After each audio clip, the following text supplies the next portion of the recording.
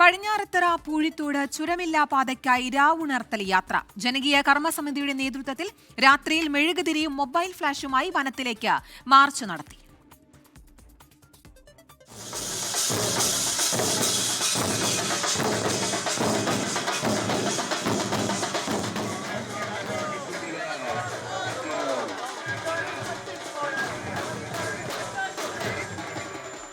പടിഞ്ഞാറത്തറ പൂഴിത്തോട് ചുരമില്ലാപ്പാതയുടെ നിർമ്മാണം വൈകുന്നതിൽ സമരം ശക്തമാക്കുകയാണ് ജനകീയ കർമ്മസമിതി.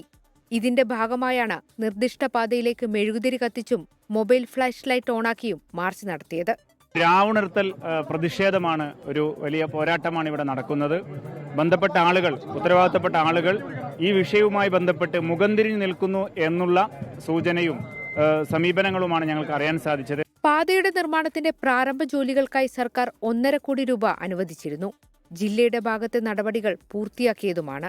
കോഴിക്കോട് ജില്ലയിലെ 3.5 കിലോമീറ്റർ ഭാഗത്തെ സർവേ മുടങ്ങിക്കിടക്കുകയാണ്. വനപ്രദേശമായതിനാൽ സർവേക്കായി വനം വകുപ്പിനോട് പൊതുമരാമത്ത് വകുപ്പ് അനുമതി തേടിയിട്ടുണ്ട്. എത്രയും പെട്ടെന്ന് പാത യാഥാർത്ഥ്യമാക്കണമെന്നാണ് ആവശ്യം. ഗവൺമെന്റിന്റെ ഭാഗത്തുനിന്ന് ഇപ്പോൾ 1.5 കോടി രൂപ നമുക്ക് GPS സർവേ നടത്തുന്നതിന് വേണ്ടി അനുവദിച്ചിട്ടുണ്ട്. കോഴിക്കോട് ജില്ലയിലെ വനത്തിൽ പ്രവേശിക്കാനുള്ള അനുമതി തരുന്നില്ല. അതിനുള്ള അനുമതി പല കാരണങ്ങൾ പറഞ്ഞുകൊണ്ട് അവർ മുടക്കിക്കൊണ്ടിരിക്കുകയാണ്. ജനകീയ കർമ്മസമിതി നേതാക്കളായ സാജൻ തുണ്ടിയിൽ, കമൽ ജോസഫ് എന്നിവർ മാർച്ചിന് നേതൃത്വം നൽകി. 24 വയനാട്.